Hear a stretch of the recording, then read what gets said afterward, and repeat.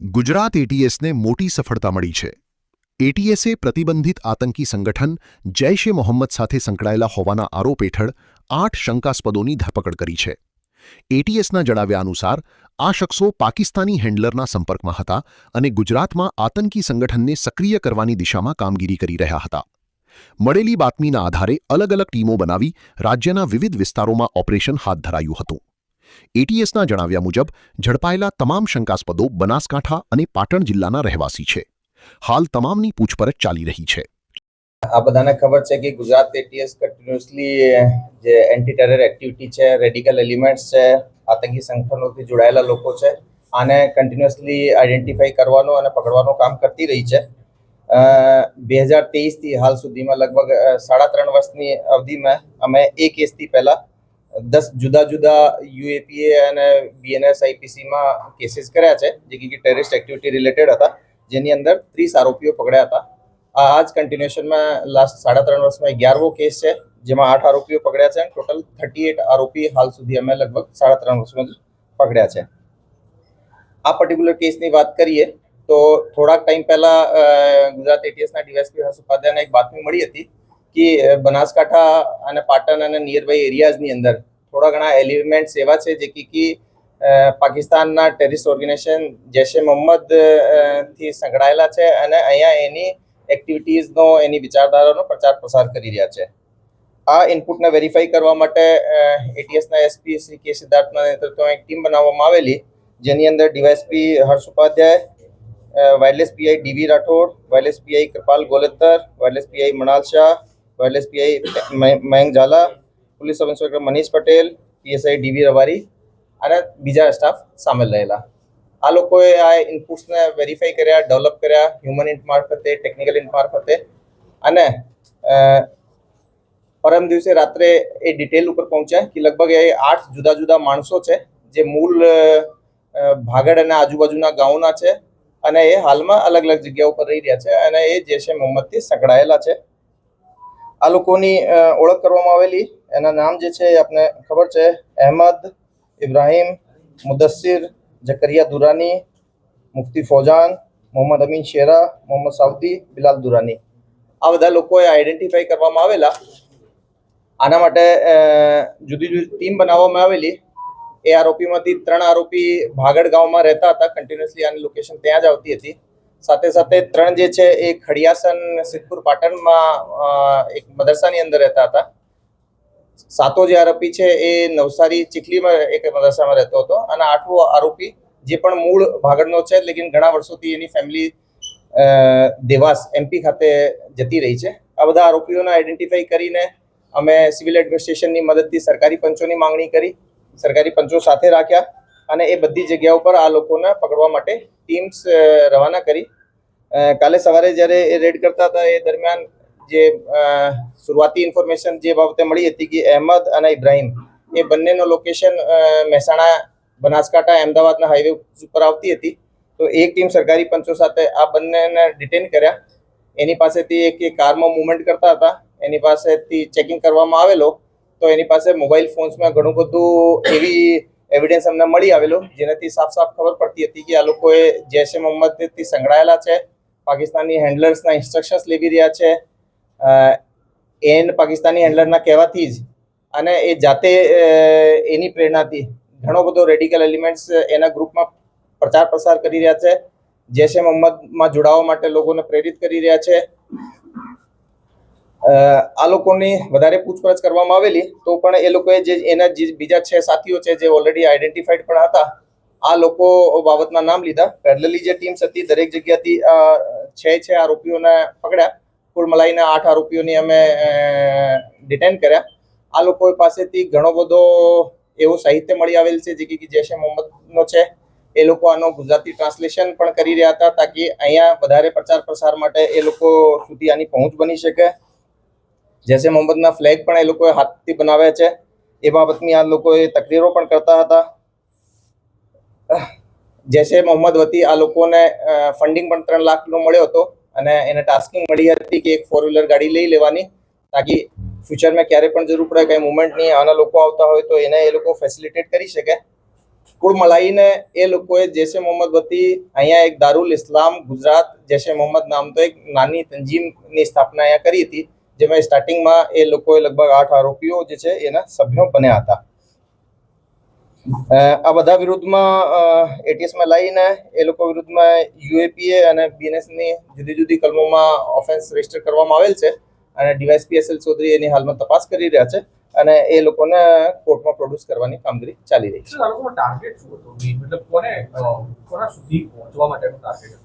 હાલ સુધીની તપાસમાં એવો કોઈ એક્ઝેક્ટ ટાર્ગેટ અમને નથી મળ્યા, પરંતુ એક ફોરેન પ્રોસ્ક્રાઇબ ટેરરિસ્ટ ઓર્ગેનાઇઝેશનની ના માટે એને લોજિસ્ટિક મદદ મળી શકે આ રીતનો અહીંયા એક સ્ટ્રોંગ ગ્રુપ એ લોકો ઊભો કરીને એક સ્ટ્રોંગ નેટવર્ક, એક સ્ટ્રોંગ ગ્રુપ જેને કહેવાય એ અહીંયા ઊભો કરવાનો પ્રયાસ કરી રહ્યા હતા.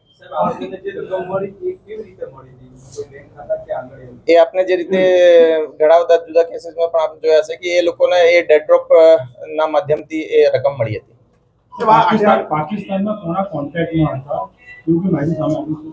પાકિસ્તાનના અમને ટેલિસિલેક્ટર્સ આઈડેન્ટિફાયર મળ્યા છે.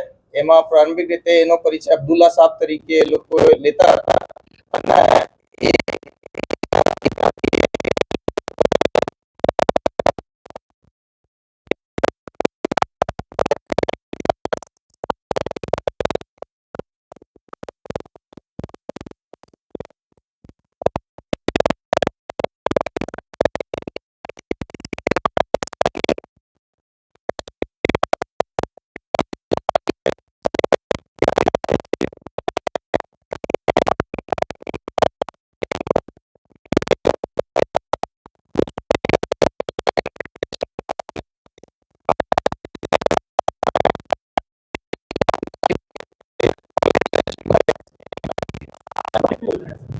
એવું આપણે કીધા કે મોટા ભાગે જે 8 આરોપીઓ છે એ ભાગડ અને એની આજુબાજુના ગામના જ છે.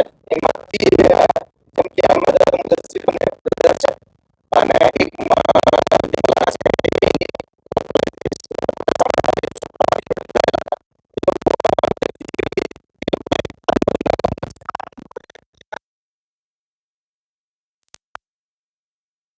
આઠે આરોપી બિલકુલ કોર સ્થાનિક છે, એકદમ એક જ ગામની આજુબાજુ.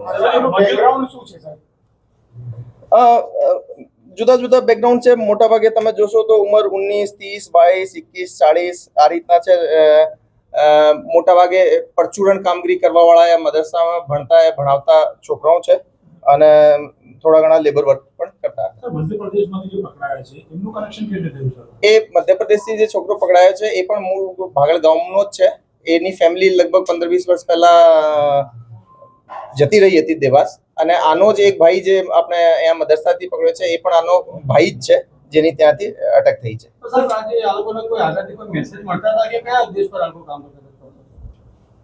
આ લોકોને એના હેન્ડલર મારફતે મળતા હતા અને આ લોકો ઘણા વર્ષોથી એ જે મતલબ આ હેન્ડલર સિવાય પણ 2-3 વર્ષ સુધી જોઈએ તો એ લોકોએ ઓનલાઈન જૈશે મોહમ્મદનો મટીરિયલ જોવાનો અને પ્રચાર પ્રસાર કરવાનો પ્રારંભિક જે અમને એની સવાર કાલે આફ્ટરનૂનથી એની અટક કરવાની ચાલુ કરી છે. આનો મોબાઈલમાં ઘણો બધો આવો મટીરિયલ અવેલેબલ છે જેની કે એ લોકો સિવાય પણ એ ઘણા બધા બીજા લોકો સાથે સંપર્કમાં છે એવું લાગે છે.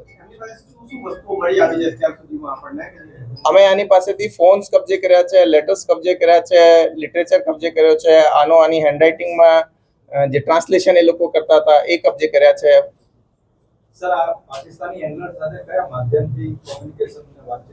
એ લોકોએ જે રીતે હું કીધા કે ઘણા ટાઈમથી રેડિકલ છે, 2-3 વર્ષથી એમાંથી મોટા ભાગના બધા લોકોએ ઓનલાઈન જેટલા પણ યુટ્યુબ, ઇન્સ્ટાથી ઘણા બધા લોકોનો સંપર્ક કરતા હોય છે અને એવી એક એન્ટિટી નથી. એ લોકો જોડે આ ફિલહાલ વાળી એન્ટિટી છે એના જોડે એ લોકો વધારે ઇન્વોલ્વ હતા, પણ એ સિવાય પણ ઘણા બધા લોકો જુદી જુદી રેડિકલ લાગતી આવી એન્ટિટી જોડે ટેરર, જેહાદ વગેરે વિશે ચર્ચા કરતા હોય છે.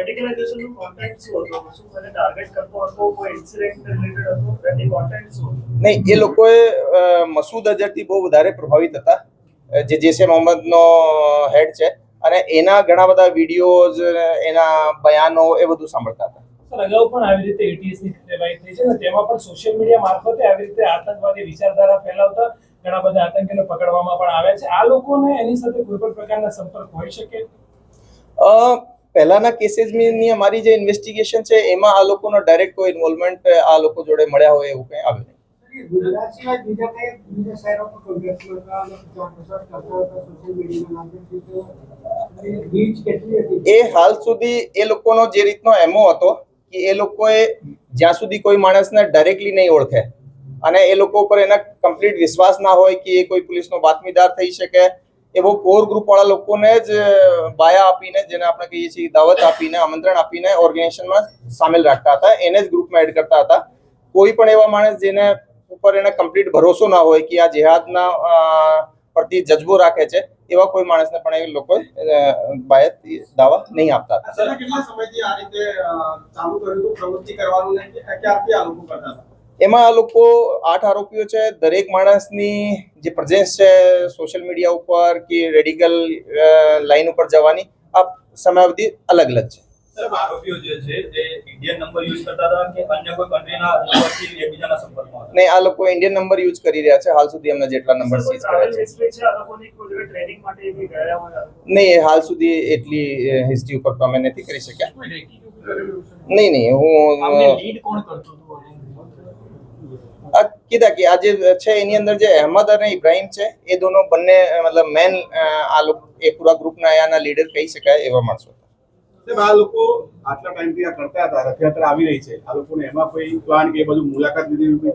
નહીં, એવો અમદાવાદનો આ એરિયાનો કંઈ અમને હાલ સુધીના એના ટેકનિકલ ડેટાથી કંઈ મળ્યો નથી. આના ઇન્ટ્રોગેશનમાં પણ કંઈ આવ્યો નથી. આરોપીઓને કોર્ટમાં રજૂ કરવામાં આવે છે, કેટલા દિવસના રિમાન્ડ? હા, એક ટીમ આને લઈને કોર્ટમાં જ છે અને એને જેમ રિમાન્ડ મળશે એમાં આપણે જણાવીશું. આઠમાં સૌથી પહેલા પાકિસ્તાન હેન્ડલરનો કોન્ટેક્ટ કોની જોડે થયો હતો? આઠમાં જો એ બધા લોકોએ ઘણા બધા લોકો જોડે કોન્ટેક્ટમાં છે, પરંતુ અમારા હાલના જે એ લોકોએ એક્ટિવિટી કરી રહ્યા છે, જે રીતની ટાસ્કિંગ થઈ રહી છે આ લોકોને, તો એના આધારે અમે કહી શકીએ કે જે અહેમદ અને ઇબ્રાહિમ છે એ બંને સૌથી વધારે પહેલા હેન્ડલર જોડે કોન્ટેક્ટમાં આવ્યા છે અને એના પાસે એ જ લોકોએ વડોદરામાં હેન્ડલર વતી જે માણસ આવ્યો એના જોડે મળ્યા હતા. સાહેબ, આ પૈસા કોને આપવામાં આવે છે? આઠમાંથી 3 લાખ રૂપિયા કીધા આપણે જે અહેમદ અને ઇબ્રાહિમ છે એને જ આપવામાં આવ્યા. અને ગાડી ખરીદી હતી કે ખરીદવાના હતા? એ સેકન્ડ હેન્ડ ગાડી ખરીદી લીધી હતી, એને પણ સીઝ કરવામાં આવેલ છે. ऐसे ही अन्य खबरों के लिए चैनल को सब्सक्राइब कीजिए। खबरों का नोटिफिकेशन पाने के लिए बेल आइकॉन को जरूर दबाएं।